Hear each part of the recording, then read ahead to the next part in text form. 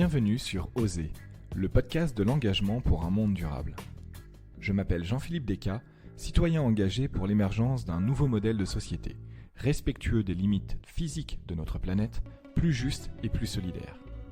Dans Oser, je reçois des professionnels engagés qui racontent leur parcours, partagent leurs connaissances et expliquent les enjeux de l'urgence sociale et écologique que nous vivons.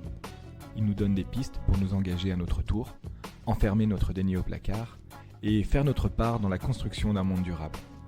À travers ce podcast, mon ambition est de sensibiliser les citoyens à l'urgence d'agir, dès maintenant, pour changer de paradigme de société. Je souhaite aussi participer à faire rêver les gens à un autre monde, en interrogeant l'univers des possibles, et notamment la racine des normes que l'on considère aller de soi. Je veux questionner les valeurs de notre société et en proposer de nouvelles, qui soient respectueuses de l'humain et du vivant de manière générale. Si vous partagez ce désir avec moi, vous pouvez m'aider en parlant de ce podcast à votre entourage, sur les réseaux sociaux et en laissant une note et un commentaire sur Apple Podcast. Allez, bonne écoute. Bonjour Geneviève Ferron-Creuset. Bonjour Jean-Philippe, Et bienvenue sur Oser. très heureuse d'être sur Oser.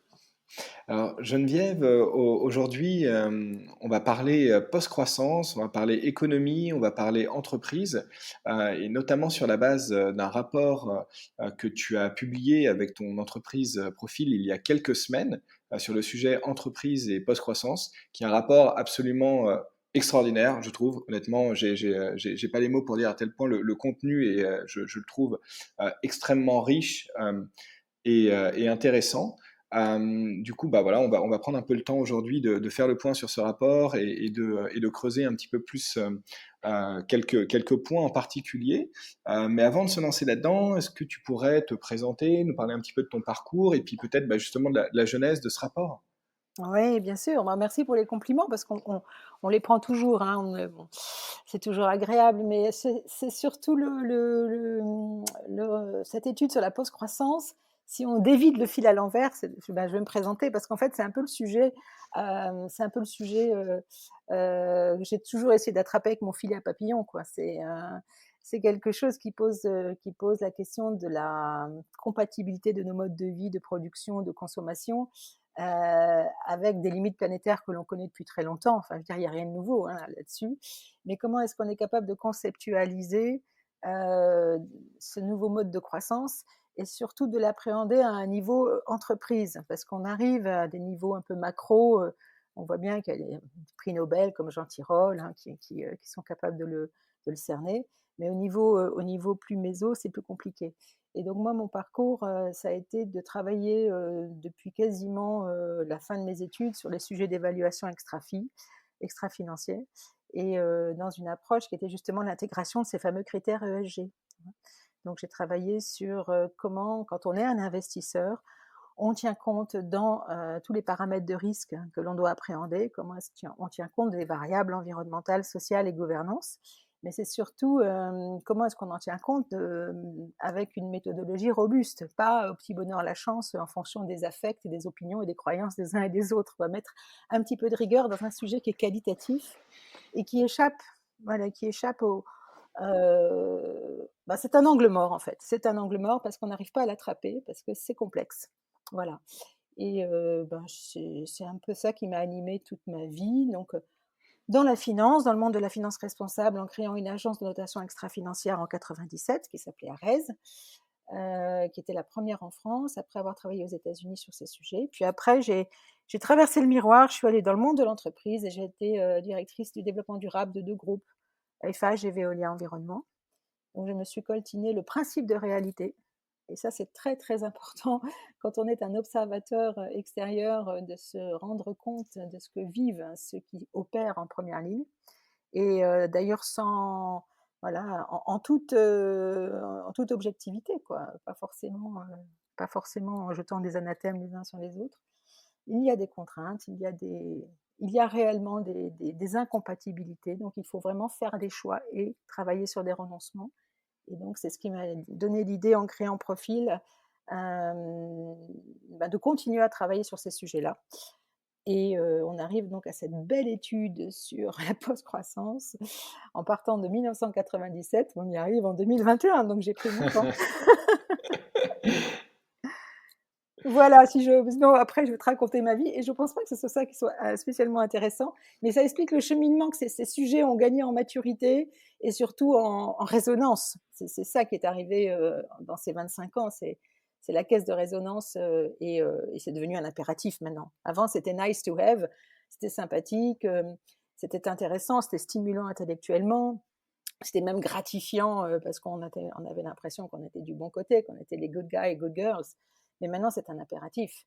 Et donc, ça devient un sujet qui est, à mon avis, sur la table de tous les conseils d'administration, parce que je ne vois pas comment, ça l'est encore peu, hein, malheureusement, mais je ne vois pas comment ces sujets ne peuvent plus être des sujets de stratégie top line. Justement, rentrons du coup dans le vif du sujet et peut-être par définir un petit peu les termes. Qu'est-ce que tu appelles toi la post-croissance? Qu'est-ce que ça recouvre? C'est en lien avec quoi? Alors, le mot post-croissance, on l'a vraiment pesé parce que on avait, d'abord, je peux commencer à dire que cette étude, elle sort pas uniquement de ma tête, pas du tout, hein. C'est pas les délires de Geneviève Ferron, Creuset, qui se dit: «Tiens, qu'est-ce que je vais pouvoir faire?» C'est vraiment un collectif. On construit autour de nous un collectif. Donc on a un pôle recherche et profil, où on a déjà, la chance de travailler avec des personnes qui ont la tête bien faite. Donc je pense à Clara, Manon, et on se dit: «Il nous faut des partenaires académiques et des partenaires institutionnels». C'est-à-dire qu'on ne lance pas une étude sans qu'on ait la garantie, parce que c'est pas un produit d'appel pour faire du conseil en stratégie, l'étude. Ça peut tomber dans le vide intersidéral et on se dit: «Tant pis, on a eu envie de faire cette étude-là, mais c'est pas le bon moment». Donc, c'est une étude on n'est pas non plus des chercheurs, donc on est aussi un peu hybride. Nous, on est un cabinet strat qui est un pôle recherche. C'est ça notre singularité. On est en entreprise à mission et notre mission, je crois qu'elle est dans ce pôle recherche qu'on veut vraiment continuer à faire grandir sur des sujets qu'on pense être des sujets importants, pour l'avenir des entreprises.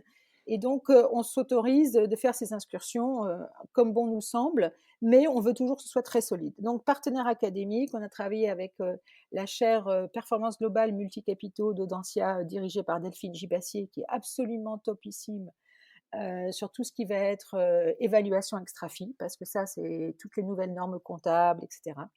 Parce que ça, c'est vraiment le septième continent, hein. C'est vraiment le continent qu'il va falloir explorer. On a travaillé aussi avec un think tank HNO, dirigé par HEC, dirigé par Rodolphe Durand, parce qu'on voulait aussi se mettre dans les conditions de la concurrence, c'est-à-dire c'est le monde actuel tel qu'il doit muter. Mais on ne va pas non plus nier tous les obstacles qu'il y a et la réalité d'une concurrence, d'un monde qui n'est pas exactement comme celui dans lequel on voudrait être, mais c'est un principe de réalité. Donc, on se coltine toutes les contraintes. On veut faire en sorte que le modèle, il soit réellement ce soit pas une sorte de monde des bisounours qu'on est en train de décrire. Et puis on a travaillé, on a décidé aussi de travailler avec Lumia, que tu connais peut-être, Lumia, avec Christophe Samples, et qui est un chercheur action, qui a dirigé ce centre de ressources Lumia, qui est à la fois un centre de recherche, un centre de formation, et puis déjà un incubateur quasiment, quoi, sur des nouveaux modèles alternatifs. Donc ça nous a amené, avec tout ce monde-là, plus nos partenaires institutionnels qui nous ont fait confiance, ça nous a amené à nous dire, mais quel mot on va choisir pour caractériser le monde qui est en train d'advenir? Parce que ce monde est en train d'advenir, et quel mot va-t-on choisir? Alors on a longtemps pensé alter-croissance, parce qu'on ne voulait pas, en fait, et tu nous vois venir, on se dit, mais entre décroissance et croissance, est-ce qu'on va parler de décroissance? Mais finalement, c'était pas de la décroissance dont on voulait parler. Alors ce mot décroissance, il est extrêmement connoté. Parfois, il est tout à fait pertinent et légitime, mais il ne suffisait pas à embrasser la complexité de ce qu'on voulait faire, parce que c'est évident qu'il y a des choses qui doivent décroître. Tout ce qui relève d'activité ou de chiffre d'affaires que je qualifierais de toxique, parce que précisément, ça va complètement à l'encontre de ce qu'on devrait faire. Voilà, pas te faire un dessin, je crois que n'importe qui peut avoir ça en tête. Ah ben oui, il faut que ça décroisse, mais en même temps, pour qu'il y ait des choses qui décroissent, il faut aussi des choses qui le croissent. C'est-à-dire qu'on a besoin d'éducation, on a besoin de connaissances, on a besoin de technologies il faut rediriger la technologie dans le sens justement de la régénération de l'environnement. Donc il y a beaucoup de choses qui doivent croître, et on n'est pas uniquement dans une décroissance un peu punitive et assez réductrice. Donc le mot post-croissance, après avoir beaucoup réfléchi, il y avait plusieurs choses qui plaidaient en sa faveur. Un, c'est que c'était déjà un mouvement qui était en train d'émerger. Il y avait déjà des think tanks qui utilisaient le mot de post-growth, ils étaient plutôt radicaux. Il y en avait aux États-Unis, à Barcelone, à Berlin, plutôt radicaux, mais j'étais assez bien vue dans l'utilisation du mot poste, dans la mesure où on s'est dit, mais c'est exactement ce mot-là qu'il faut s'approprier parce qu'il va y avoir quelque chose. C'est-à-dire qu'on a l'impression que quand on parle du futur, on le voit comme un espace vide ou un espace dans lequel il n'y a personne qui va se mouvoir, qui va vouloir aussi subvenir à ses besoins, qu'il n'y aura pas d'économie. Et en fait, non. Demain, il y aura des êtres, j'allais dire, humains et vivants sur la planète qui vont aussi devoir répondre à leurs besoins essentiels.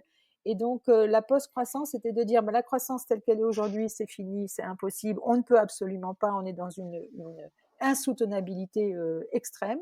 Donc, il y aura une autre forme de croissance, on va l'appeler post-croissance, et cette post-croissance, on va la caractériser. Et la définition qu'on en donne, c'est comment se mouvoir, enfin comment une entreprise peut continuer de croître dans un espace qui est écologiquement sûr. Et c'est la notion d'habitabilité qui est très chère aussi à Bruno Latour.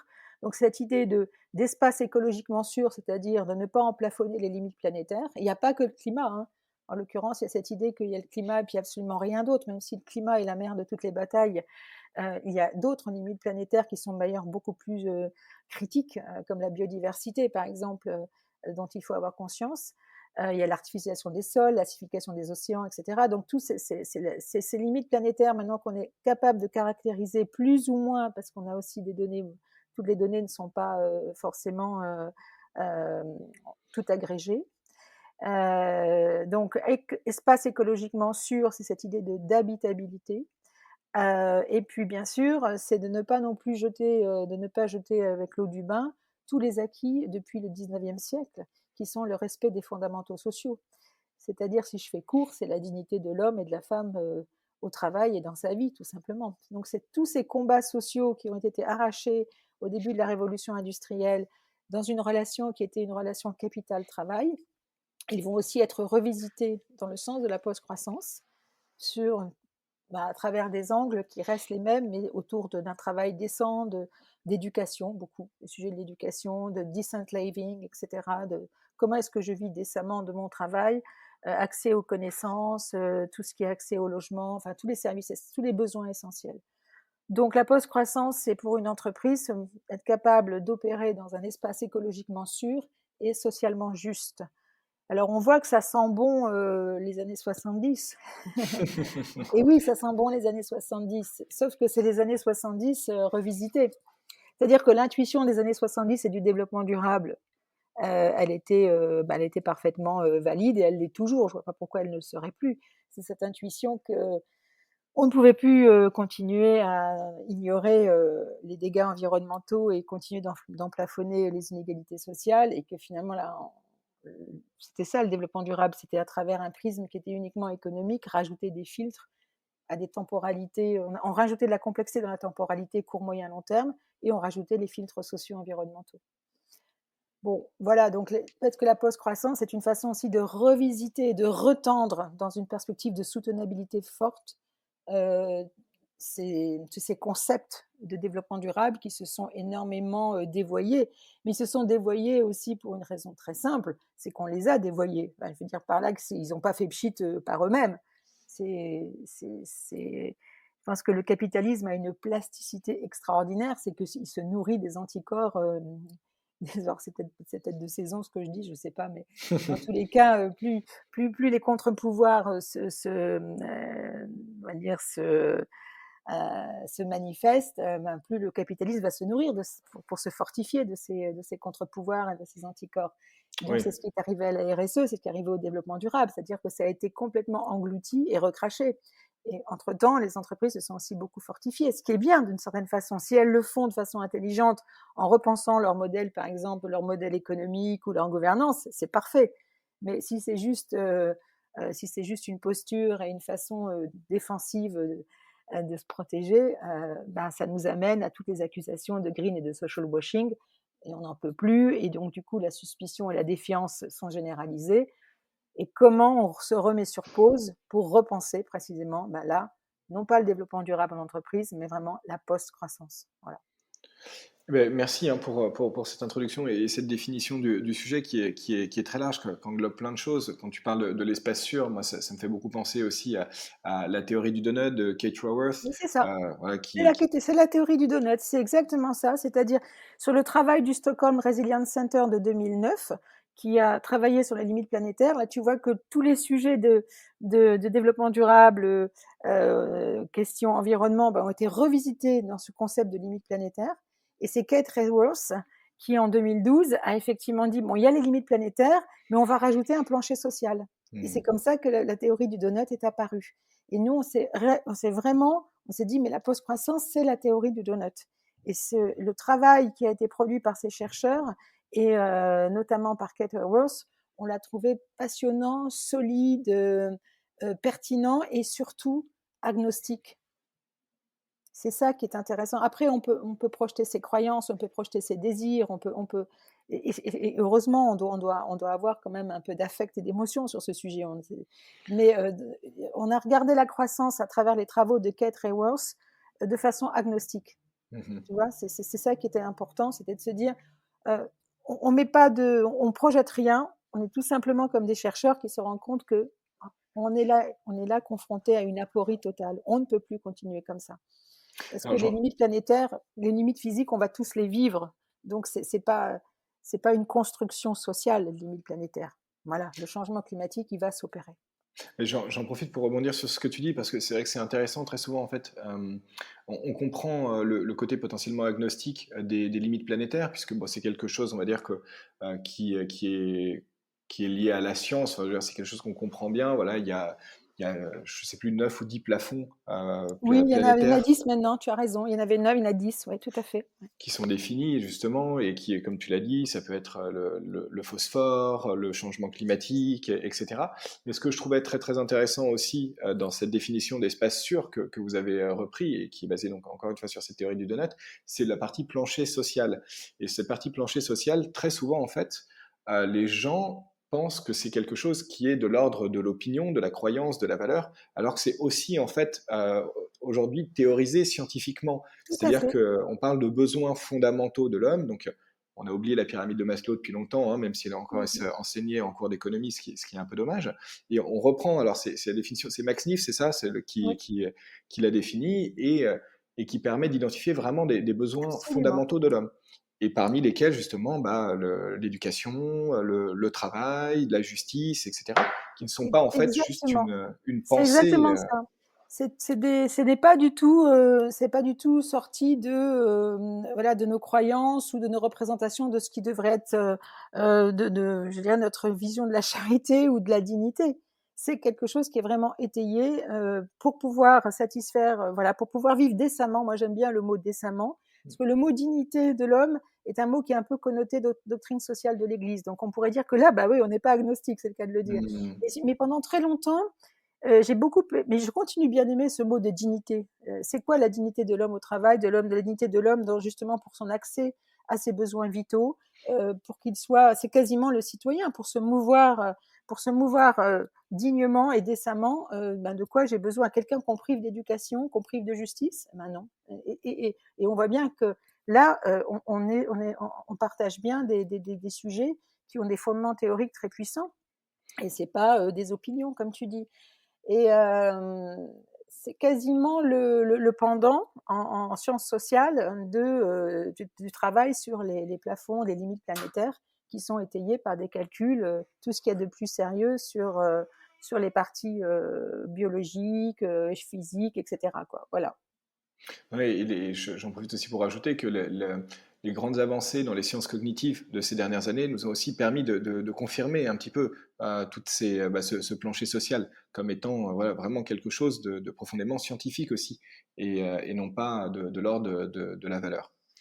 Alors maintenant qu'on a bien un peu caractérisé tout ça, j'aimerais qu'on parle justement des entreprises en fait, et des entreprises dans cette post-croissance, puisque bah, c'est un peu tout l'objet de l'étude. Il y a plusieurs parties dans l'étude qui sont enfin, tout aussi intéressantes, hein, notamment donc, autour de la valeur, autour de la gouvernance, autour des modèles économiques, Ouais. autour même des indicateurs de la comptabilité. Alors c'est vrai que déjà, dans un premier temps, est-ce qu'on pourrait peut-être, alors c'est pas par là où tu prends le bout dans l'étude, mais c'est un point qui m'intéresse particulièrement, c'est celui des modèles économiques en fait des Oui. entreprises. Qu'est-ce que c'est qu'en fait le modèle économique d'une entreprise dans une économie en post-croissance? Qu'est-ce qu'il faut changer? Enfin, à quoi ça ressemble? Et en quoi c'est différent d'un modèle économique actuel? Alors, sur la partie non, mais le modèle économique est une très bonne façon de rentrer dans le sujet.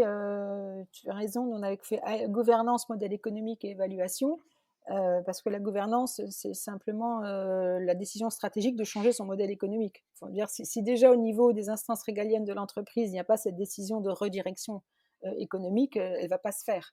Mais tu as raison, c'est le point focal, c'est la clé de voûte. C'est vraiment la clé de voûte. C'est en ça qu'on reconnaît une entreprise qui est dans la post-croissance, c'est la capacité qu'elle a de rediriger son modèle économique. Alors, si tu veux, à quoi on reconnaît une entreprise qui est déjà dirigée, qui s'engage dans la voie de la post-croissance, premièrement, c'est qu'il y a c'est une ascension, et on n'est pas, comment te dire, on coche pas des cases. Hein, je préfère que ce soit très clair. On ne dit pas, ben, il faut que vous ayez fait ça, ça et ça, et puis vous y êtes. D'abord, c'est un chemin, parce qu'en fonction de là d'où tu pars, tu as plus ou moins de redirection à opérer, de renoncement à opérer. Mais ce qui est sûr, c'est que tu as des entreprises qui se créent, qui sont post-croissantes by design, comme on dit, celles qui sont déjà, par exemple, sur des accès aux services essentiels ou qui sont déjà dans le domaine de l'éducation, de la santé et qui ont, je donne ces exemples-là, ou de l'économie circulaire, du gaspillage alimentaire et qui ont déjà intégré ce rapport au partage de la valeur, donc qui ont déjà une idée aussi de contribution de toutes leurs parties prenantes. Donc, il faut faire la distinction de celles qui opèrent une redirection radicale et celles qui sont déjà by design construites en intégrant quasiment tous les marqueurs de l'entreprise post-croissante. Voilà, donc je le dis pour commencer. Alors, on va pas me parler de l'entreprise lambda parce que c'est ça qui est plus intéressant. C'est de se dire, si vous êtes dans une entreprise où vous n'êtes jamais posé des questions, par exemple, de l'éco-conception de vos produits, il est évident que pour appréhender d'abord les limites planétaires, il faut déjà qu'on démonte on démonte le moteur. C'est-à-dire que, allez, on va prendre un exemple ultra simple, hein, mais vraiment, si je produis des t-shirts, voilà, si je fais venir des t-shirts, si my supply chain elle est en Chine, au Vietnam, au Bangladesh, bon, à la limite, imaginons que je n'incrimine pas la Chine, le Bangladesh, et je suis pas sur le sujet des droits de l'homme, etc. Je me dis simplement d'un point de vue environnemental, ce t-shirt, il a fait 10 000 kilomètres. Et puis avant, pour avoir été, peut-être qu'il vient d'un champ de coton qui n'est pas soutenable, qui a lui-même consommé, voilà, pour faire pousser le coton, de l'eau. Enfin bon, tout le monde les auditeurs sont au courant de tout ça. Mais c'est la question de se dire, bon, ce t-shirt-là qui revient en Europe pour être vendu, bah, il a emplafonné toutes les limites planétaires. Tu vois, il en a plafonné déjà, peut-être pas toutes, mais en tous les cas, sur l'artificialisation des sols, peut-être, sur le phosphore, la pollution des océans, si toutes ces entreprises n'ont pas de procédé pour retraiter les eaux, toutes ces eaux vont dans les rivières, participent de l'euphrotrisation des rivières, etc. Bon, le climat, parce que tu vas faire venir par bateau, bon. Donc, c'est déjà se poser la question de l'éco-conception, c'est de démonter ta chaîne de valeur et te dire, bon, comment est-ce que je peux jouer sur les caractéristiques intrinsèques du produit pour qu'il soit toujours de bonne qualité, mais en ayant une maîtrise sur toutes mes externalités relatives à l'environnement. Bon. Il y a des entreprises qui vont te dire qu'elles le font déjà. Après, c'est le niveau de radicalité. Est-ce que tu le fais vraiment au point de te dire, bah, là, vraiment, bah, on préfère renoncer à faire nos produits à l'autre bout du monde dans des endroits où on n'a pas la main, nous, sur les équipements, sur toutes les installations permettant le recyclage, la dépollution, etc. Parce qu'on n'aura jamais la main là-dessus, on ne saura pas. Donc, on préfère faire revenir près de nous la production de ce t-shirt. Alors, parce qu'on aura la main, nous, sur nos propres process, normes, etc. Et on pourra avoir des partenariats beaucoup plus intégrés avec nos sous-traitants qui, du coup, seront des co-traitants. Et ça nous amène sur le deuxième marqueur du modèle économique, c'est qu'on est plutôt dans une logique d'écosystème. On est plutôt dans des logiques d'écosystème, c'est-à-dire qu'on va travailler en amont et en aval avec des entreprises dont on pense qu'on va pouvoir partager des informations qui peuvent être des informations sensibles, mais partager aussi des processus industriels, partager des investissements, être dans la mutualisation. Donc, ça nous amène à l'écologie industrielle. C'est-à-dire que dans le modèle économique, il faut que tu promeus toutes les logiques d'écosystème et de modèles d'écologie industrielle qui sont dans l'optimisation, la mutualisation, le partage d'informations, de te dire peut-être que le déchet de l'un peut être la ressource de l'autre. Donc, c'est une intégration qui demande énormément de confiance, de confiance et de comment dirais-je, et de fiabilité. C'est Mhm. aussi donc de qualité. C'est très exigeant, contrairement à ce qu'on croit. C'est pas être juste tous ensemble et c'est sympathique et on va bien travailler ensemble parce qu'on s'aime bien. Non, c'est une très très forte exigence. Et puis ça demande aussi de lever certains sujets en matière de confidentialité. Donc c'est lourd. Donc il faut savoir comment est-ce qu'on va s'intégrer avec ces personnes-là. Après, ça pose la question bien sûr, de la redirection, comme on dit, des pratiques commerciales. C'est ton rapport à est-ce que tu vas être toujours dans la volonté de promouvoir ton produit à à tout prix, à tous les coûts, auprès de tous les publics, ou est-ce que tu es dans une logique entre guillemets, comment tu penses ton marketing, comment tu penses ton offre. Donc il y a des différences entre, tu vois bien qu'entre des marketing très sincères, des marketing où on est dans la marketing un peu dans la valeur ou dans la communauté que tu crées. Donc autour du produit, ce que tu promeus, c'est autre chose que la consommation ultime du produit. Et c'est derrière, c'est un peu pompeux de le dire, mais c'est un peu une forme de marketing en conscience.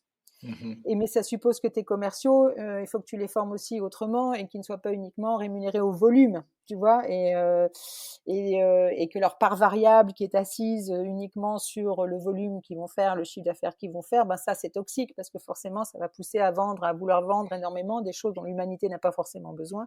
Mais ça, là, je suis pas agnostique, là, je mets déjà une couleur. Mais au fond, c'est ça. Donc, et puis pour sécuriser ces personnes-là, peut-être leur donner plus de parts fixes que de parts variables. Parce que finalement, si le produit est bon, on se dit, peut-être qu'on peut se permettre aussi, à l'égard de ceux qui vont le vendre dans les pratiques commerciales, de faire aussi le choix de les sécuriser aussi, eux. Voilà. De ne Mhm. pas en faire de pas en faire des commerciaux extrêmement agressifs et ça, c'est aussi la même chose avec les pratiques d'achat que j'ai évoquées sur l'écologie industrielle. C'est-à-dire que si quand tu te conduis comme un acheteur qui va regarder que le coût avec tes sous-traitants, forcément, tu peux pas être dans la post-croissance. Donc, tu vois, sur l'ensemble de ta chaîne de valeur, te poser la question de comment ça a été fait, éco-conception, changer tes pratiques amont-aval, achat et vente, ton investissement en R&D, te dire que tout ce que tu vas dans ton modèle économique réinvestir en termes de R&D, parce qu'il faut de la R&D, on en a énormément besoin, te poser la question de savoir si cette R&D, tu vas regarder de très près tout ce qui va relever de l'innovation sur la régénération de ton modèle économique d'un point de vue environnemental ou des enjeux sur la santé des clients. Enfin, et tu vois, c'est d'introduire ces dimensions-là qui sont toujours des dimensions un peu orphelines. Voilà. Et alors Geneviève, maintenant qu'on a dit tout ça, j'ai une question un peu, j'allais dire presque provocatrice. C'est, est-ce qu'en fait c'est suffisant? Est-ce que réellement dire ça, ça change notre problème lié à la surproduction, la surconsommation? Pourquoi je dis ça? Euh, Vas-y. Imaginons un modèle où effectivement je produis, donc on va reprendre cette entreprise de t-shirts, je produis mon entreprise de t-shirts, euh, je l'ai fait même en lin, puisque allez, le lin pousse en France. Absolument. Voilà, C'est ça en je le fais, Normandie. Voilà. voilà, je le fais revenir, et puis je les vends. Et puis, ben, il y a plein de gens qui se disent autour de moi, tiens, c'est intéressant, effectivement. Nous aussi, on va monter une entreprise de t-shirts qui fait du lin. Ah, et on va les vendre, on va les vendre, on va les vendre, on va les vendre, Mais oui, je te etc. vois venir, bien sûr. Et du coup, comment est-ce qu'on fait en fait? Est-ce qu'il n'y a pas un problème de fond dans la logique même de propriété privée et de concurrence sur le marché? Est-ce que même quand on a un business model finalement qui se veut un peu vertueux au niveau de Oui. l'éco-conception de la chaîne de valeur, est-ce qu'il n'y a pas quelque chose de l'ordre où il faut arrêter de produire ce qui existe déjà, ou en tout cas choisir en commun ce que qui produit comment et quoi en fait? Oui, Mais oui, non, mais tu as raison, parce que moi j'abordais le sujet en commençant par l'échauffement, c'était assez pédestre, hein, j'ai conscience que mon exemple était pédestre, mais c'était voulu. Parce que déjà, la version pédestre, si on y arrivait, je peux te dire que ça serait déjà pas mal. Bien sûr. Voilà. Mais tu as parfaitement raison, parce qu'une fois que tu es entraîné et que tu commences ton ascension vers la post-croissance, mais évidemment, tu te poses des questions que tu viens de décrire. Et c'est très provocateur, mais c'est tout à fait pertinent. Parce que même si tu te dis, bon, bah, mon t-shirt, je vais le faire en Normandie avec du lin bio et il n'y aura pas d'expropriation, je vais faire ça sur des terres qui sont en reconversion, je vais faire travailler, puis j'ai une école de design qui va travailler avec moi, et puis je vais utiliser que des colorants naturels, et je vais faire travailler voilà, la petite boîte qui est pas très loin en Bretagne, etc. Bon, déjà, on s'en porterait beaucoup mieux. Mais si c'est pour produire autant de t-shirts et dans une mode jetable, parce qu'en fait, alors, je suis quand même te dire, normalement, on devrait plus être dans ce marketing compulsif, mais enfin, tout le monde a envie quand même. Le moteur de l'économique, c'est bien que tu achètes les biens que je produis pour que ça puisse tourner. Et c'est là qu'on va très vite arriver à la dimension politique du sujet, parce que ce que tu as évoqué, c'est la dimension politique du sujet. La dimension politique du sujet, et c'est probablement la plus difficile, c'est de décider, et parce que là, ça revient à un mot, je vais prononcer un mot que nous, au Shift Project, on l'assume, mais pas dans sa version soviétique. C'est-à-dire, c'est le mot de planification. Mhm. C'est-à-dire que, compte tenu de la rareté des ressources, compte tenu des tensions déjà sur les limites planétaires, compte tenu de la surproduction dans laquelle on est, compte tenu de l'existence d'un stock, je dis bien d'un stock qui est déjà sous nos yeux, parce qu'on n'a pas besoin d'aller forer d'aller chercher des métaux, sachant que si on recyclait très bien tous les téléphones, tous les ordinateurs, etc., et si on restait dans une croissance contenue, parce que si on continue à en plafonner, on aura toujours besoin d'aller creuser. Mais tu vois, c'est cette idée de dire finalement, est-ce qu'on pourrait, dans une perspective de soutenabilité forte, et donc en assumant cette vision politique, eh bien tout simplement commencer à encadrer, commencer à se dire, est-ce que là on en a assez, là on va plus de normes, donc plus de réglementation, et en commençant par, à mon avis, quelque chose qui mettrait absolument tout le monde d'accord très très vite, c'est une bonne taxe carbone. Mhm. Parce que ça, et ça c'est une décision politique, hein, c'est pas une décision économique. Hein. Une taxe carbone vraiment efficace, alors ça n'existe pas une taxe carbone unique mondiale, hein, mais qui pourrait s'adapter à différents marchés, différentes économies avec de la progressivité et de la redistribution, bah, ça te permettrait probablement de faire le tri entre ce qui n'est pas soutenable, et même si on le fait de façon entre guillemets sympathique, avec les bons labels, et ce qui vraiment ce qui relève plutôt d'une économie de services essentiels, dans une époque que moi je considère être peut-être à tort comme une économie de l'après-guerre. Quand on est dans parce que je vais t'expliquer un peu, je vais développer un tout petit peu. Une économie de l'après-guerre, on l'a vécu, nos grands-parents l'ont vécu. Il y a peu de consommation, parce que l'outil de production a été cassé. Mais on doit absolument réinvestir pour rebâtir. Et on rebâtit quoi quand on est dans une économie d'après-guerre? On rebâtit des services essentiels. Mhm. Tu es d'accord? On refait marcher, ce qui fait on va faire société ensemble. Mhm. Donc, qu'est-ce qui nécessite des investissements dans ce faire société ensemble pour relancer avec une perspective aussi de solidarité? Donc, c'est le moment des grandes architectures en termes de gouvernance, tu vois. Eh bien, je fais ce parallèle qui paraît peut-être un peu choquant pour certains, qui est de dire, mais la bombe climatique, elle a déjà explosé. Cette idée de dire, elle va exploser. On sait déjà que, compte tenu de l'inertie de la machine climatique, on a déjà nos 2-3 degrés. On le sait très bien. Et donc, comment est-ce qu'on va pouvoir, c'est ça la post-croissance, comment on va se mouvoir dans un monde où le changement climatique va réellement produire des ravages et des inégalités comme on n'en a jamais vu. Et tout simplement, il va y avoir des modèles économiques qui vont s'effondrer d'eux-mêmes parce qu'il n'y aura plus de matière à. Il n'y aura plus de la possibilité de, tu vois. Donc, à ce moment-là, si tu te mets dans cette perspective-là, tu es dans des niveaux de renoncement qui doivent être très forts, mais renoncement parce que c'est un principe de réalité. Il n'y a plus de sous-jacent pour que tu continues de croître. Et donc, tu dois effectivement aller vers plus de planification euh, permettant de dire, mais ça, c'est essentiel, on en a besoin maintenant pour qu'on vive dans une société, dans un monde qui va rester habitable, comme je dis, dans un monde qui va rester hospitalier et dans un monde qui va assurer un minimum de prospérité, tu vois, je réinvente le développement durable qui dit viable, équitable et vivable. Moi, je dis habitable, hospitalité, prospérité. Bah, qu'est-ce qui est essentiel? Et là, bah, c'est le volet politique. C'est pas au chef d'entreprise de décider. C'est dans un terrain de jeu sur lequel les règles du jeu auront été effectivement repensées. C'est toute la question de qui les repense. Et la question de qui les repense, c'est un sujet dans le sujet, si je puis dire. Est-ce que c'est des arbitres donc, que tu ne connais pas, que tu n'as jamais vus, qui travaillent hors sol de façon isolée, ou est-ce que c'est les spectateurs, c'est les arbitres, c'est les joueurs, est-ce que c'est tout le monde? Et Ouais. voilà. Là-dessus, Ça, sur ce autre chose. sujet, je ne sais pas si tu as vu un peu les travaux de Bernard Friot et Frédéric Lordon Oui. sur ces sujets justement institutionnels et comment repenser en fait une politique qui s'appelle communiste, hein, tout simplement. Oui, Mais bah, c'est pour ça que je te disais le mot planification. Alors, mais alors si tu veux, communiste, déjà, c'est une magnifique idée, mais on peut dire que le moins qu'on puisse dire, c'est que les régimes qui se sont appelés communistes étaient basés sur le mensonge absolu et une horreur absolument intégrale. bien sûr. L'idée est magnifique, on peut remonter à Babeuf, la conspiration des égaux à la Révolution française, hein. Mais ça a toujours donné, on va dire, des appétits férocement délétères. Mais oui, c'est la question de la gestion des communs. En fait, si je reviens à une phase un peu plus infra, tu vois, dans notre étude sur la post-croissance, notamment dans le modèle économique, c'est la question de ce qu'on appelle la coopétition.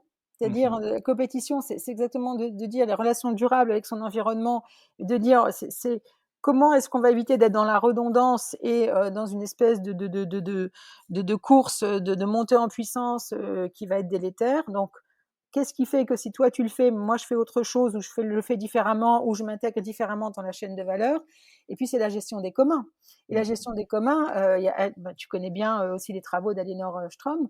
On n'a pas réussi, elle a essayé d'aborder le sujet sur différents angles, à partir de différentes strates de gouvernance. Et son œuvre est encore à construire, parce qu'on n'a pas trouvé la bonne gouvernance des communs, à part à des échelles qui sont communautaires, qui sont des mailles très infra. Et encore là, ça pose des questions. Mais le sujet qui nous est posé aujourd'hui avec la post-croissance, si je fais très court sur le modèle économique, c'est la gestion des communs et la redistribution. Et alors, ça m'amène à deux autres questions que je vais te poser maintenant, puis on verra celles qu'on traite dans l'ordre que tu souhaites. La première, c'est lié à cette gestion des communs et à ces modèles économiques des entreprises. Donc, on a bien compris qu'ils font partie de tout un écosystème qui s'intègre dans de la coopétition, donc à la fois coopération et compétition, mais pour s'organiser dans une même chaîne de valeur, ne pas être redondant. Comment est-ce qu'en fait on arrive à retirer une certaine valeur ajoutée financière ou économique quand on est une entreprise pour justement en fait pouvoir vivre, puisque une entreprise quelque part a besoin de gagner de l'argent pour faire face à ses coûts, n'a pas forcément besoin de faire du profit, mais en tout cas elle a besoin de subvenir à ses coûts. Absolument. Donc comment on le pense ça pour sortir en fait d'une logique qui est justement de croissance exponentielle ou qui est d'une logique en fait de production croissante également, ou en tout cas comment est-ce qu'on décorrèle le modèle économique de la production physique. Ça c'est mon premier point, et le deuxième est plus sur les secteurs d'activité où en fait est-ce que la logique de l'entreprise privée et du coup de la marchandisation, doit finalement être présente sur tous les secteurs? Ou est-ce qu'il y a des secteurs où quelque part, en fait, elle ne doit pas intervenir? Ah, tu reviens au communisme alors. Effectivement. Alors, je vais essayer de te répondre. Il y a une chose qui est intéressante, c'est quand on est sur les sciences sociales, les sciences économiques, tout n'est qu'aux conventions. Tu es d'accord avec moi? Ouais, Ouais, sur les limites planétaires, c'est physique, c'est biologique, ça s'impose à nous. Donc tout à là, fait. quand il s'agit de compter et de dire qu'est-ce qui a de la valeur pour toi, qu'est-ce qui a de la valeur pour moi, et qu'est-ce qui fait que dans un monde où maintenant le secteur le plus mondialisé, c'est la finance, hein, pour faire très court, Mmh. hein. Donc, on a des conventions internationales qui permettent justement d'amener un peu de sécurité dans les échanges, de la comparabilité et de partager une langue véhiculaire, on va dire. Donc, on a une langue véhiculaire où, que tu sois à Singapour, à Buenos Aires, à Munich, voilà, Ou à New York, eh bien, on comprend ce que tu veux dire quand tu parles de valeur, d'accord? Mmh. Et c'est toute la et en fait, on est sur en fait, une langue véhiculaire qui est extrêmement pauvre. Il y a un nombre de locuteurs, très grand, mais cette langue, elle est très, très pauvre dans sa finesse, dans sa subtilité, quand il s'agit d'appréhender ce qui a de la valeur, justement, dans un monde qui est en train de se disloquer, notamment sur les communs, sur simplement les processus biologiques qui nous permettent de vivre, enfin de rendre justement cette planète vivable, heu et ça, on sommes complètement démunis. C'est-à-dire que, la déjà dans les imaginaires, tu t'aperçois que tu crées ton entreprise. Mettons, Jean-Philippe, tu crées ton entreprise, tu as une entreprise, voilà, qui est dans le domaine de la santé, par exemple, donc c'est déjà, intéressant. Enfin, en tout cas, tu es plutôt sur un commun qui est la santé. Et puis tu cherches à lever des fonds, et puis elle est un peu techno, tu utilises un peu des nouvelles technologies, donc c'est quand même quelque chose qui, en termes d'accessibilité, en termes de rapidité, de fiabilité, c'est pas mal, tu vois. Tu rends un vrai service public. Essaye de lever des fonds auprès des VC, des Mmh. venture capital. Mais ils vont te dire, tiens, tu vas faire quoi, 500 millions, 1 milliard, bah, sinon je te finance pas, etc. Mais dire, mais non, mais moi je veux pas, moi je veux juste être rentable. Je ne suis pas une boîte de l'ESS non plus, hein. Je ne suis pas une coopérative, hein. Je suis vraiment une boîte, voilà, tout ce qu'il y a de plus dans un statut, société anonyme, etc. Enfin, SAS ou whatever, hein. Mais je veux juste, voilà, être rentable. Ce que je fais a de l'utilité et des utilisateurs, mes clients sont contents. Les médecins, les infirmiers, les infirmières, qui travaillent avec moi sont contents. Donc je veux pas que ça monte jusqu'au ciel. Et c'est ça qui est intéressant, c'est que tu fais un découplage entre croissance et rentabilité. C'est pas parce que tu vas pas avoir une croissance régulière à 2 chiffres pendant 20 ans que tu vas pas être rentable. Mmh. Cet imaginaire-là, déjà, il faut le craquer. Tu vois ce que je veux dire? On a toujours une image de big is beautiful et on est toujours dans un imaginaire extrêmement, ça monte jusqu'au ciel, quoi. Il faut y Mmh. aller, c'est très puissant, on écrase tout, on n'a plus de concurrents, on est les meilleurs, on va être le Uber de cela ou on va être le déjà Ouais. cet imaginaire-là, il faut le déconstruire parce qu'on peut tout à fait être une boîte qui gagne très bien sa vie, tu peux tout à fait être rentable, tu as pas forcément envie d'ouvrir dans tous les pays, tu vas aider d'autres boîtes avec ton modèle à ouvrir elles-mêmes dans ces pays-là. Tu vois, si ce que ton service n'existe pas, tu peux trouver des partenaires qui vont le faire. Tu vois, Mmh. c'est une façon aussi de se dire, avant d'arriver au modèle radical du communisme, qu'il y a une façon de repenser même Bien dans sûr. une approche de multicapitalisme. Tu vas faire grandir des capitaux bien sûr financiers, mais tu vas faire aussi, grâce à ces capitaux financiers qui vont pas tout aspirer, tu vas pouvoir faire grandir d'autres capitaux qui sont des capitaux humains, des capitaux environnementaux, des capitaux intellectuels, technologiques, etc. Tu vois, et là, ne serait-ce que démonter ça, ça serait pas mal. Alors après, Mmh. pour aller plus loin dans ta question, le découplage entre consommation d'énergie et production de biens et de services, le découplage, on l'a jamais, on le fera pas. Bon, c'est pas possible. Moi, j'attends, moi, je dis, c'est à la charge de ceux qui nous disent que c'est possible, Oui. de nous montrer qu'on peut y arriver tout en préservant, parce qu'un découplage de temps en temps, sporadique, mais le découplage, il faut qu'il soit permanent, il faut qu'il soit rapide, parce qu'on n'a pas de temps à perdre, il faut qu'il soit global. Tu vois, donc ce rêve de la croissance verte qui est un peu en fait le forçage technologique, c'est à dire on va trouver une énergie qui va être décarbonée, accessible à tous et bon marché et qui va nous mettre dans un nouvel âge d'or et surtout ça va nous éviter de sortir de cette consommation compulsive. Voilà, parce que c'est ça qui fait tourner le moteur. Donc en fait, c'est du forçage technologique. Je dis pas qu'il faut tourner le dos à la technologie, bien au contraire. Je pense qu'on n'a jamais eu autant besoin de science. Mais vraiment, on n'en a jamais eu autant besoin, ne serait-ce que pour caractériser nos limites planétaires et être capable d'ailleurs de pouvoir se mouvoir dans cet espace sûr. Mais cet imaginaire qui est de dire on va trouver une source d'énergie qui va nous permettre surtout de ne pas nous poser des questions sur notre modèle économique et qu'est-ce qu'on veut faire ensemble, ça me paraît, c'est probablement le scénario qui est en train de se réaliser, si je suis honnête, et c'est probablement la fuite en avant qui va être la plus délétère. Et ça, le découplage, à part peut-être la fusion nucléaire, je vois pas comment, avec un dé à coudre, on va se propulser à l'autre bout de la Terre, ça sera formidable, mais je vois pas comment on va y arriver. Et c'est surtout qu'on va mettre énormément d'investissements Mmh. sur ce forçage technologique et au détriment d'autres. Et là, j'arrive à ta question, au détriment de soutenir des communs, ouais, qui nous sont, notamment l'éducation, parce que je pense que celui qui est le plus urgent à soutenir, c'est probablement l'éducation. Donc, tu vois, il va y avoir des déséquilibres. Mmh. des déséquilibres parce qu'on va plutôt avoir envie de financer une solution qui va soi-disant, nous sortir de ce marasme dans lequel on est. C'est vraiment le baron de Munchausen. Que tu connais l'histoire du baron de Munchausen, il est sur son cheval, il tombe dans un marécage, il tombe dans un marais, et le cheval s'enfonce. Alors plus il fouette le cheval, et le cheval continue de s'enfoncer, et il peut pas sortir du marécage, donc il trouve une idée absolument géniale, qui est de se tirer lui-même par les cheveux. Voilà. Et il pense qu'en se tirant par les cheveux, il va se sortir du marécage. C'est un petit peu ce qu'on essaye de faire, tu vois, au lieu de se poser la question plus globale, dire de continuer à persévérer par où et avec une inefficacité rare, avec une espèce de toute puissance, quoi, de se dire quoi, une sorte de pensée magique qu'on va s'en sortir.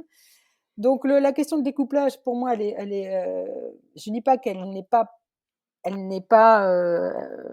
possible, mais à condition de penser ce découplage, pourquoi faire, quoi. C'est pour continuer à être dans la même fuite en avant.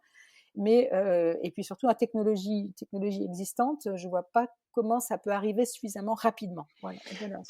Tu dis quelque chose de très intéressant, je trouve, c'est pourquoi faire. Est-ce que, alors on en vient peut-être à la valeur du coup des Ouais. entreprises en post-croissance, qui est en fait, il y a une question de pourquoi en fait on crée une entreprise. Et on pourra peut-être du coup rebondir après sur l'histoire du modèle économique et comment gagner de l'argent. Je sais qu'il y a quelques exemples qui sont géniaux dans l'étude aussi et qui illustrent bien comment Oui, est-ce qu'on peut absolument. penser en fait justement un modèle économique de manière pérenne et non délétère et sans impacter non plus en fait forcément ses clients, surtout quand on est dans l'ordre de la non-production physique.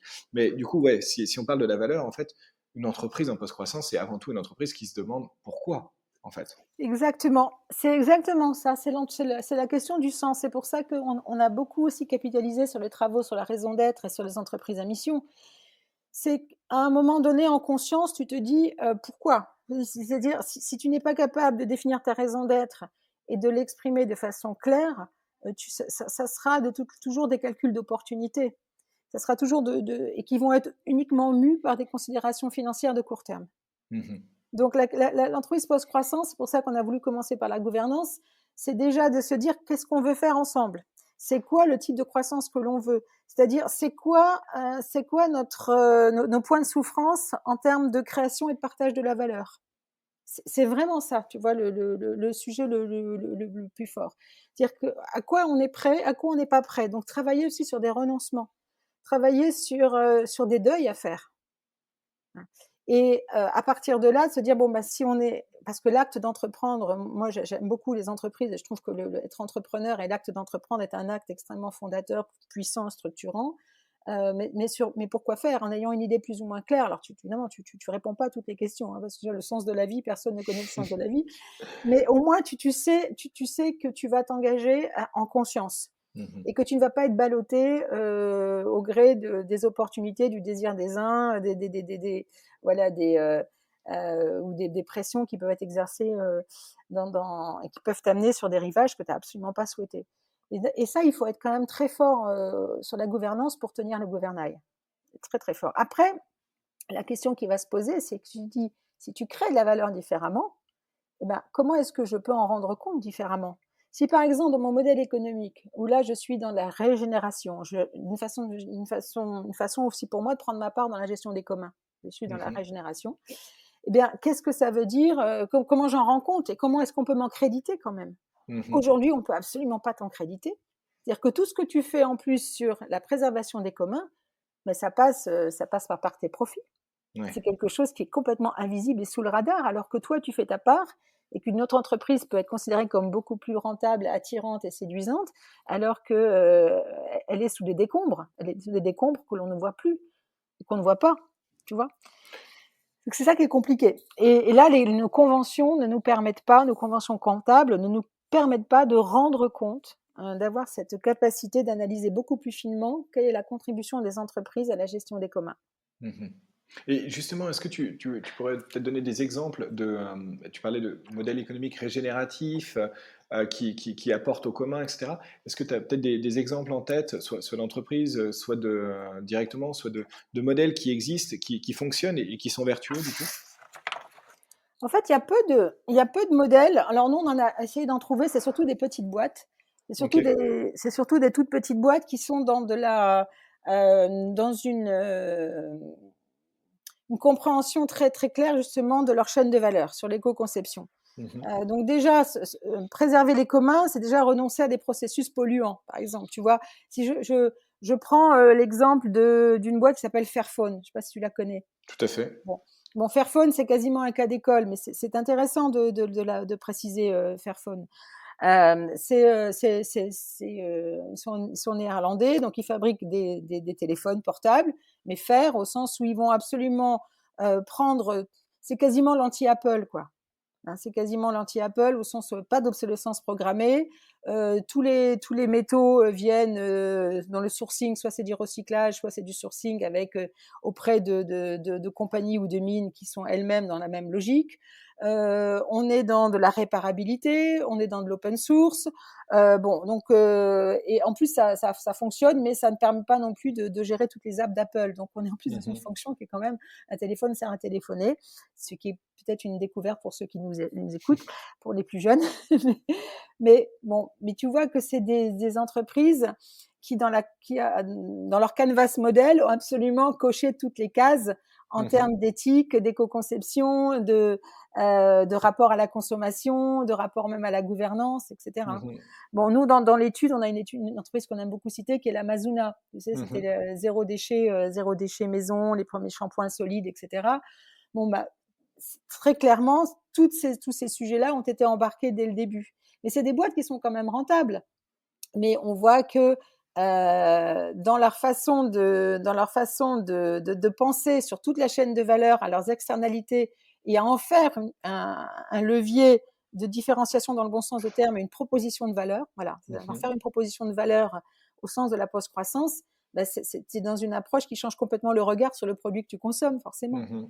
Tu vois. Et elles sont plutôt ce qu'on voit, c'est qu'en fait, ces entreprises post-croissantes, pour faire court, elles sont plutôt militantes. Elles sont plutôt des petites boîtes. Et Mhm. la plus, si tu veux, celle qui serait la plus emblématique que l'on connaisse, parce que dans notre, ça serait Patagonia.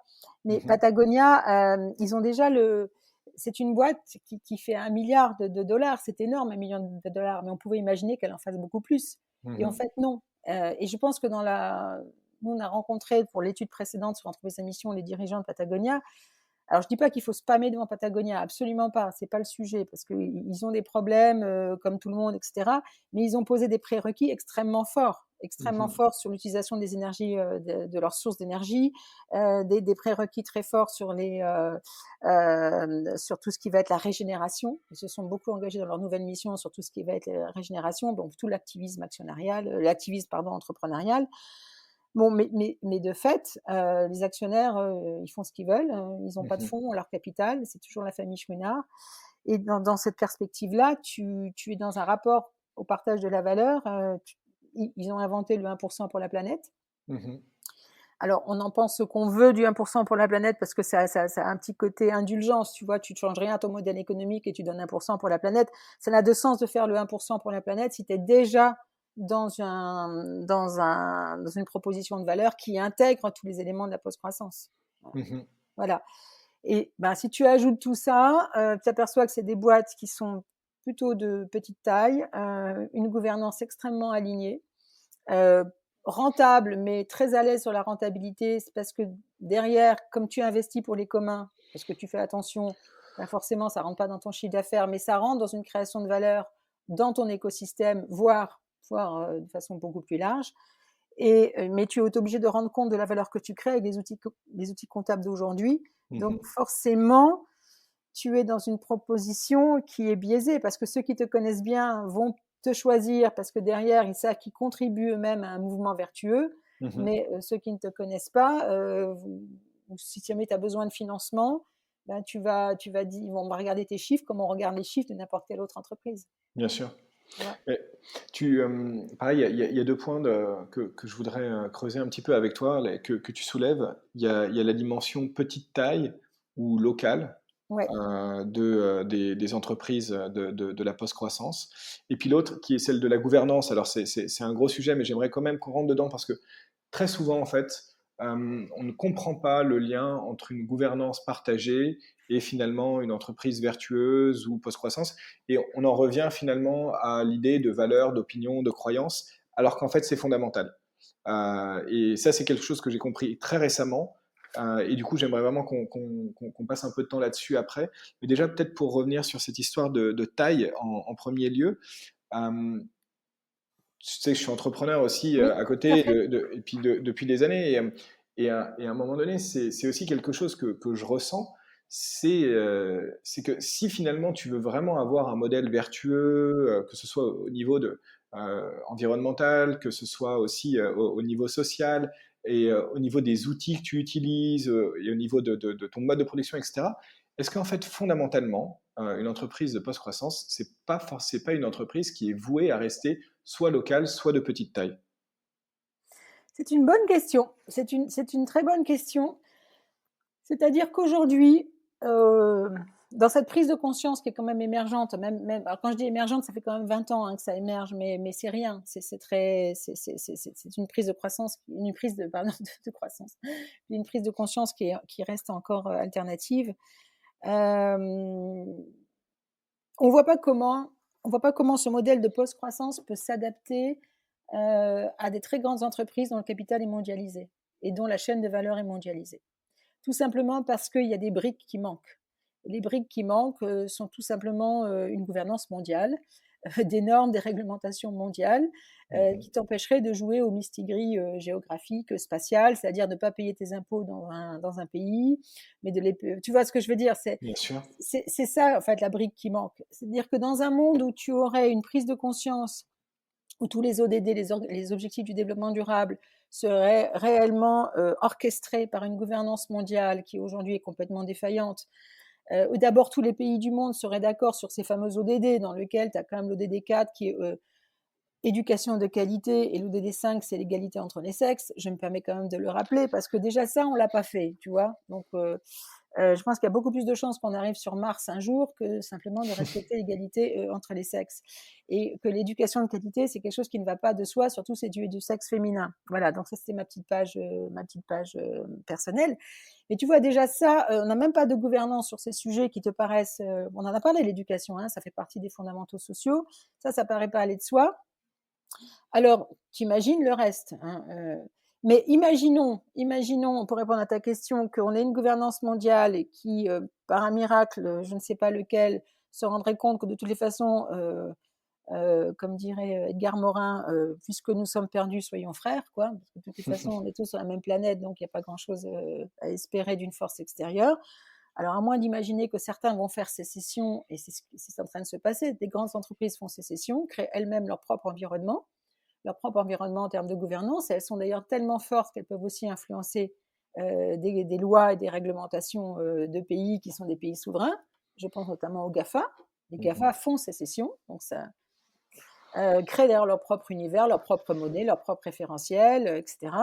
Où tu es dans des logiques, de hors sol, où tu vas toujours chercher finalement d'optimiser ton équation financière en fonction des réglementations où tu vas faire dans le pays le moins disant et tu vas aller te domicilier dans le pays qui va faire le moins de pression fiscale.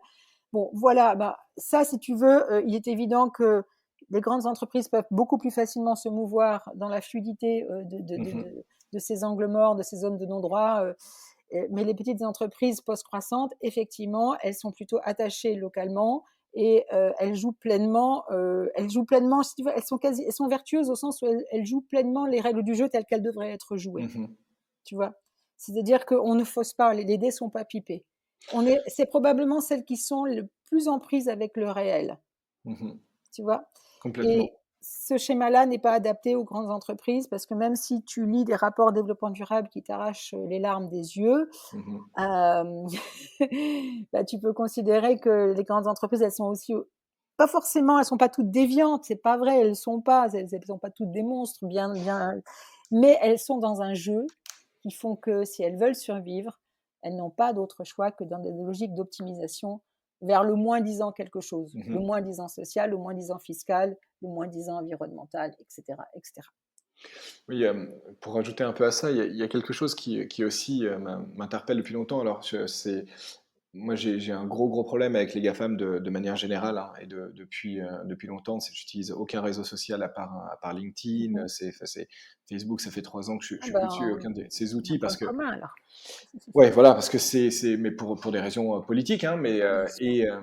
et du coup, en fait, quand tu ne veux pas passer justement par ces grands outils qui sont finalement Mhm. partagés par tout le monde, qui te permettent d'avoir un accès, j'allais dire, facile à des potentiels clients en tant qu'entreprise, hein, je parle, mais finalement, tu es un peu obligé de revenir à du local. Euh, et du coup, cette question de la vertu et de l'entreprise en post-croissance qui finalement s'intègre dans un écosystème qui n'est pas un écosystème délétère, c'est-à-dire qui refuse l'écosystème des GAFAM, elle est obligée d'être locale, voire ultra locale. Oui, Et ça, c'est une vraie question, je pense, oui. pour beaucoup C'est d'entreprises. Oui, c'est juste, c'est une question philosophique et politique, ce que tu soulèves, c'est-à-dire que si tu ne veux pas rentrer dans cette maille ou dans ce monde, ou dans ce flux, je ne sais pas comment on l'appelle, ce flow, hein, c'est vraiment dans ce flow qui est dicté par les GAFAM, tu es obligé de t'arrimer localement et ultra localement. Il n'y a pas d'autre solution parce que sinon tu retombes dans le flow. Et ce qui Ouais. est un vrai sujet, c'est pour ça que je te parlais de niveau de radicalité fort. Tout dépend où est-ce que tu vas mettre ta volonté de radicalité dans ton chemin de post-croissance quand tu es une entreprise. Est-ce que Mhm. tu vas te dire, bon, je peux pas c'est pas possible pour moi d'être sur tous les fronts, d'ailleurs ça n'existe pas, mais là je vais un peu céder parce que j'ai besoin quand même de parler la même langue, d'être dans un groupe de locuteurs. Mhm. Et si ma langue est trop vernaculaire, mais c'est le problème du véhiculaire et du vernaculaire quand il s'agit d'entrepreneuriat, de local, de croître, etc. Et c'est un peu le dilemme qu'ont beaucoup tu vois, d'entreprises. On en a une autre, EOSTA, qu'on a choisi dans l'étude, qui est une boîte néerlandaise qui fait du commerce de fruits exotiques, donc forcément pas néerlandais, mais qui essaie de rendre compte au mieux Mhm. de comment cette filière-là est respectée, et quelle est la proposition de valeur pour les consommateurs et le juste prix qu'il faut payer si derrière, en amont, tu fais en sorte que tout le monde retrouve de la dignité et des revenus décents. Mhm. Mais tu vois, ça pose un sujet de dingue parce que ça voudrait dire, si tu ensuite ton raisonnement, qu'on devrait tous rester à être accrochés sur notre rocher, mais tu as des pays, tu en as qui vont juste disparaître, hein, parce que la gouvernance locale ne leur permettra pas de vivre.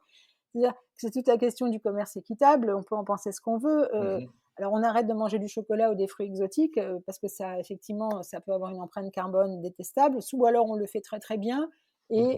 et ça permet aussi à d'autres personnes au bout du monde de vivre de la seule chose qui leur permet de vivre encore, de faire d'une agriculture, d'une agroécologie, etc. Mhm. Donc là, tu es Alors, dans un multilocal. Donc oui, tout à fait, pour exactement. répondre à ta question, c'est pas que le local et rien d'autre à côté, parce que je pense que ça, c'est Mhm. la mort. On a besoin d'échanges et c'est le propre de l'homme. Et si on est devenu l'espèce prédatrice en chef sur la planète, c'est par la mobilité. C'est vraiment Mhm. le rire est le propre de l'homme, mais la mobilité est le propre de l'homme. Et je pense qu'on doit plutôt être dans des visions de multilocal Mhm. plutôt que de local ou d'ultra local, si je peux me permettre. Ah ouais, non, non, mais c'est hyper intéressant et tu vois, j'ai donné un cours sur le commerce international avec les limites, en prenant en compte les limites planétaires et de ressources cette année. Et justement, je donnais un exemple que j'aime beaucoup pour comment est-ce qu'on pourrait repenser en fait le commerce international, qui est celui de Grand Sale, en fait. Ouais, Voilà, ouais, tout à fait. qui justement tombe exactement dans ce multilocal Ouais, dont tu parles, ouais, à savoir voilà, un local de production bien fait, respectueux, c'est ça. un transport décarboné et et un local de distribution C'est ça, également. c'est ça, exactement. Ça, je crois plutôt à la vertu de ces modèles-là, que de se dire: «C'est ultra local et du coup, je coupe les ponts, je suis dans une sorte je m'isole Mhm. et je me rétracte» et je pense que c'est tout le contraire qu'il faut faire parce que là, c'est clairement c'est de l'attrition. Donc moi, je suis Mhm. pas Mhm. favorable à des modèles d'attrition.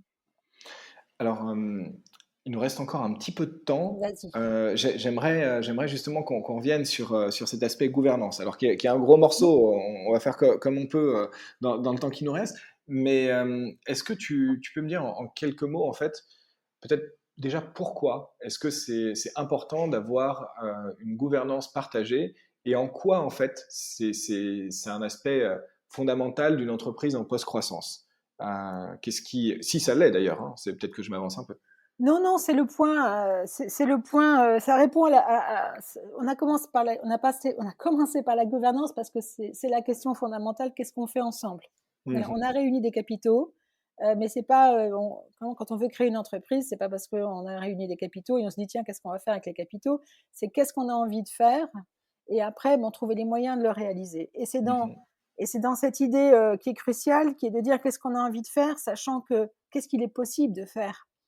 Au XXIe siècle. Dans ce début de siècle où on sait, on sait que c'est complètement inédit, hein, les limites planétaires, on est la première génération à avoir pleinement conscience de, de, de la limite de nos processus biologiques qui font que la vie est possible.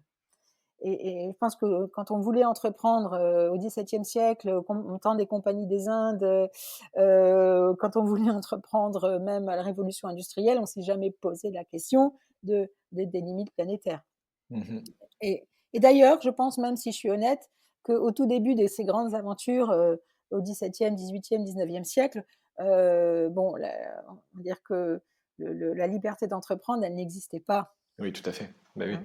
Ça n'existait pas. On devait, le On était dans le capital était rare. corporatisme, donc c'est. Exactement. Voilà, le capital était rare et c'était simplement est-ce que ce que tu vas faire va participer du rayonnement du pouvoir royal et va enrichir la cassette royale. Et Et c'est donc, extrêmement régulé. c'était extrêmement régulé. Bon. Donc maintenant, la question au XXIe siècle, elle est très intéressante, c'est qu'on a toujours cette fameuse liberté d'entreprendre. Et c'est ça qu'est-ce qui, c'est moi, on va commencer par la racine de la gouvernance. C'est un article du Code civil d'ailleurs qui a été repensé, enfin réécrit avec la loi Pacte. C'est l'article 1833 du Code civil qui disait avant d'avoir été réécrit, toute entreprise, à toute société, parce qu'on parle de la société qui est la fiction juridique de l'entreprise, toute société doit avoir un objet licite et être Mhm. gérée dans l'intérêt commun des associés. Ça, c'était 1804, Napoléon. Mhm. C'est devenu, donc on est passé de Napoléon à Greta Thunberg, si je puis dire, c'est devenu en 2019, donc toute entreprise, toute société doit avoir un objet licite et être gérée dans l'intérêt social de ses associés en prenant en compte les enjeux sociaux et environnementaux.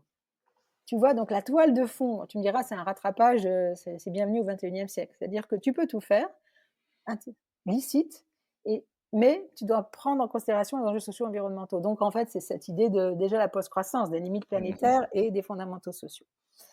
Mais moi, ce qui m'intéresse, c'est quoi un objet licite au XXIe siècle, mon cher Jean-Philippe? Qu'est-ce que c'est être licite? C'était quoi être licite en 2004? C'était les bonnes mœurs. Et qu'est-ce que c'est licite en 2021, sachant que clairement, il y a des choses qui doivent être stoppées. Tu ne devrais même pas avoir l'autorisation de faire ta boîte si tu sais que tu vas Mhm. emplafonner toutes les limites planétaires. Tu vois, donc là, il y a quelque chose déjà qui est très intéressant. Je ne dis pas que j'ai la réponse, mais en matière Mhm. de gouvernance, sur l'acte même fondateur de l'entreprise, poser la question de savoir qu'est-ce qui est licite ou pas licite, parce que ça renvoie plutôt à un sous-jacent moral, ce qui est licite, ou c'est la loi. C'est la loi Tout à qui te fait. dit ce qui est licite. Mais est-ce que la loi te dit, n'est pas un peu en retard hein, par rapport à l'accroissement ou du Mhm. dérèglement. Bon, je referme la parenthèse pour pas qu'on soit trop hors sujet. Maintenant que tu sais ce que tu veux faire, nonobstant les petites remarques que je viens de formuler, c'est vraiment travailler sur ta raison d'être en te disant ce que je vais faire, que ce soit des t-shirts, une voiture, ouvrir un magasin, une école, un salon de coiffure ou n'importe quoi, ou créer ou construire des immeubles. Est-ce que déjà tu vas embarquer cette notion d'enjeux sociaux environnementaux? Donc ça suppose que tu es déjà encapsulé. Comment en faisant ça, puisque j'ai la liberté de tout faire, je vais contribuer à respecter les communs, à concourir au bien commun. Mhm. Qu'est-ce qui va faire que, en faisant ça, je vais déjà bien rémunérer ceux qui vont travailler pour moi. Donc ça y est, on rentre dans le vif du sujet. Donc c'est toute la question de la juste rémunération des contributeurs et pas uniquement des actionnaires. C'est pas l'actionnaire contre les autres, c'est qu'il y a une telle asymétrie en faveur de l'actionnaire qu'on a oublié qu'il y avait d'autres contributeurs. Donc déjà, dans ta gouvernance, c'est d'intégrer le fait que tu vas, sur des critères transparents, sur des règles transparentes, t'engager à bien rémunérer ceux qui vont créer de la valeur avec toi, parce que c'est pas toi tout seul qui va le faire. Donc déjà ça, en termes de décision, c'est absolument énorme. Et c'est pas uniquement que la valeur monétaire, hein. Bien rémunéré, ça veut pas dire que ce soit de la valeur monétaire. Ça peut être aussi de la formation, de l'employabilité. Tu vois, c'est de t'engager là où tu vas t'implanter, de créer de la valeur, c'est-à-dire de ne pas détruire déjà de la valeur environnementale, etc. Donc, c'est repenser complètement la création de valeur et le partage de la valeur. C'est de te dire que tous tes profits, tu vas en majorité les rediriger dans un sens écologique et social de tes activités. C'est-à-dire qu'en gros, ce que tu vas consommer simplement en t'installant, tu vas essayer de faire en sorte de toujours investir pour être dans un cycle de régénération. Ça, c'est vraiment ce en quoi tu dois t'engager en termes de gouvernance. Tu devrais aussi t'engager à ce qu'on appelle, nous, la circularité des profits. Et la circularité des profits, c'est une notion qui est précise. On commence par payer ses impôts. Mhm. Tu vois, donc c'est la question aussi de tout ce qui est le rapport à jouer les règles de l'intérêt général en commençant par s'acquitter de ses impôts, et puis si possible pouvoir redistribuer dans des activités qui sont périphériques aux tiennes. Et là, c'est là que le 1% pour la planète, il peut être aussi intéressant. Mais Mhm. s'il est complètement arrimé à une vision de création de la valeur qui est différente, tu fais pas ça par compensation. Tu fais ça parce que c'est une façon d'exprimer ta contribution au bien commun dans ta vision de partage de la valeur, tu vois. Donc c'est déjà quand même, il faut être un peu solidement charpenté. Et dans ce sens, créer une fondation actionnaire, ça peut aller dans ce sens-là. De dire qu'une Mhm. partie de tes actions vont aller dans une fondation qui elle-même va rediriger les dividendes de l'entreprise, vont être redirigés vers des causes d'intérêt général. Après, il y a trois choses très importantes en matière, pour nous, d'architecture de gouvernance, qui sont, mais vraiment, c'est l'opposabilité des engagements sociaux et environnementaux. C'est-à-dire que, en tant que dans la gouvernance de l'entreprise, ces sujets-là doivent faire partie intégrante des discussions que tu as avec tes actionnaires et avec tes partenaires. Ça doit être opposable. Et opposable sur des critères, et là on rentre dans le donut. On rentre vraiment dans le donut. Et c'est d'aligner ta gouvernance, c'est vraiment de faire en sorte que si tu veux rendre opposable toutes tes externalités environnementales, sociales, c'est plus des externalités que tu vas balayer, que tu vas oublier, ou tu vas simplement faire des petites choses à la marge, mais tu ne vas, au contraire, tu vas faire en sorte que ces externalités, tu les intègres dans ton modèle économique. Ça, on rejoint tout ce qu'on a dit avant. Tu vas faire en sorte de les intégrer. Et tu vois que ce que tu pourras pas faire, il faudra juste le lâcher. Parce que s'il y a juste une aporie, si tu ne peux pas, si tu n'y arrives pas, ou alors il faut que tu revoies ta conception de la valeur. Tu vois, on prend l'exemple de faire venir des fruits exotiques d'Amérique latine, n'importe quoi, ou d'Afrique, pour les proposer à des consommateurs européens. De quelle limite, qu'est-ce qu'il va falloir que tu lâches dans ton modèle? Il y a bien quelque chose qu'il va falloir que tu lâches si tu veux vraiment être dans un modèle post-croissant. Donc c'est vraiment l'alignement avec le respect de ces limites planétaires et de ces fondamentaux sociaux. Et puis après, il faut vraiment, le dernier point, il faut que, pour faire vivre cette gouvernance, il faut que tu aies une prise de décision éclairée. Et ta prise de décision éclairée, ça veut dire que tu vas forcément faire rentrer dans ta prise de décision des parties prenantes qui ne sont pas directement liées par le fait qu'elles détiennent une action. C'est des parties prenantes parce qu'elles ont un intérêt dans tout ton processus de création de valeur, sur toute ta chaîne de valeur.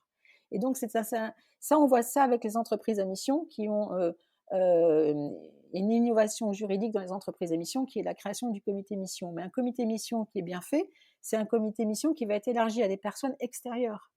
C'est des personnes extérieures, mais néanmoins qualifiées et légitimes par rapport à la mission, à la raison d'être que tu t'es assignée. Et donc, ça va élargir forcément, et ça va enrichir ta gouvernance parce que tu vas rentrer des informations que tu n'aurais pas vues. Ou ça va te forcer à regarder des problèmes ou à solutionner des problèmes que tu n'as pas envie forcément de te coltiner. Donc, tu vois, c'est toute cette question d'élargissement de la prise de décision, d'alignement. Tu as raison d'être, tu alignes ton modèle économique.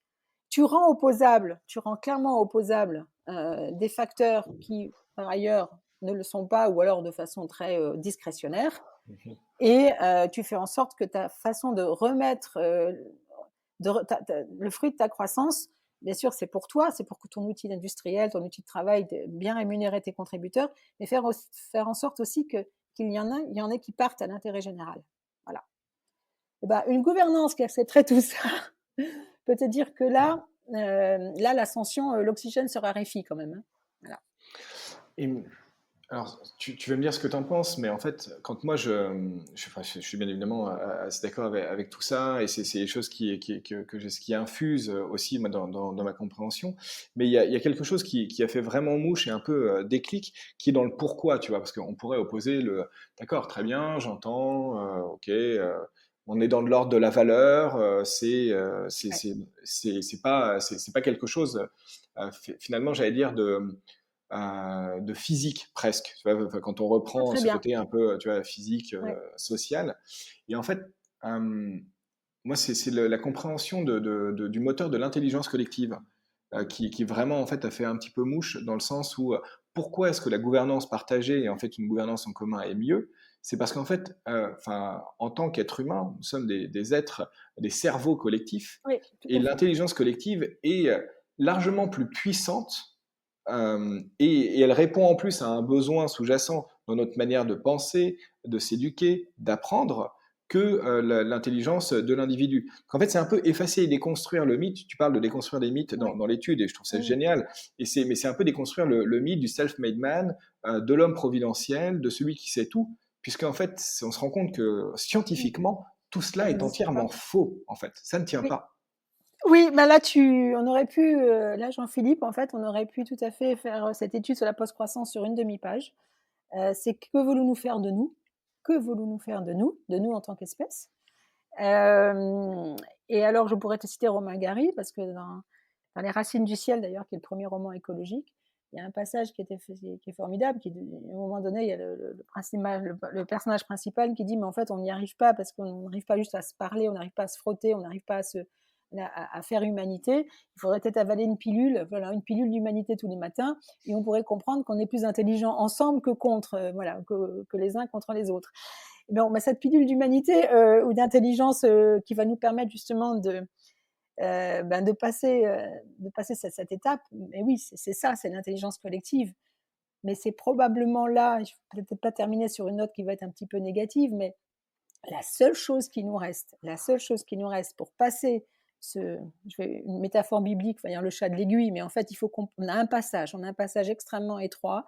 C'est vraiment au milieu de ce siècle, on le passe ou on le passe pas, pour faire très court.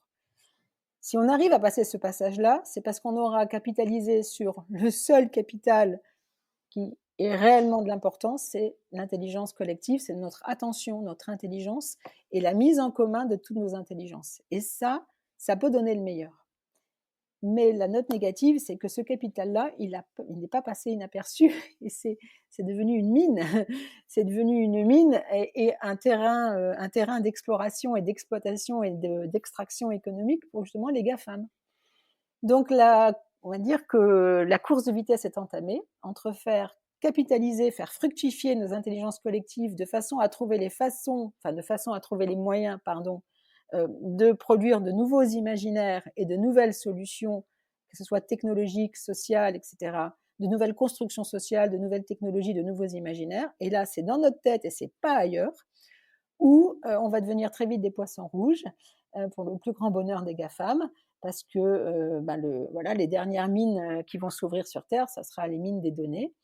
Et donc, on va être des rats de laboratoire qui vont être scrutés dans une frénésie dans laquelle on n'aura toujours pas répondu à la question qu'est-ce qu'on peut faire de nous. Tu vois, donc c'est là, et là, ça, c'est des projets politiques. Là, je te parle bien de politique. Ce sont des vrais projets politiques. Donc, soit on fait fructifier nos capitaux essentiels qui sont l'intelligence, l'émotion, l'attention, soit on fait aussi une croix là-dessus et on renonce à avoir tout destin collectif en tant qu'espèce. Merci beaucoup Geneviève. On va finir là-dessus.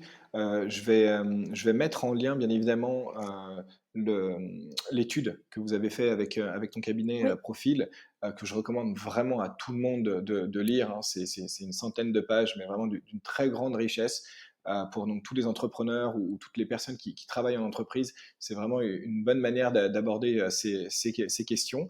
Je te remercie infiniment pour ton temps, Geneviève, et je te dis à très merci. bientôt. Merci à toi, ça a été un très bon moment. J'espère que ça n'a pas été décousu, que ça fera sens. Et puis, lisez l'étude. Et puis, on va essayer aussi d'organiser d'autres rencontres avec tous ceux et celles qui se posent des questions existentielles. À bientôt. À bientôt. Au revoir, Jean-Philippe.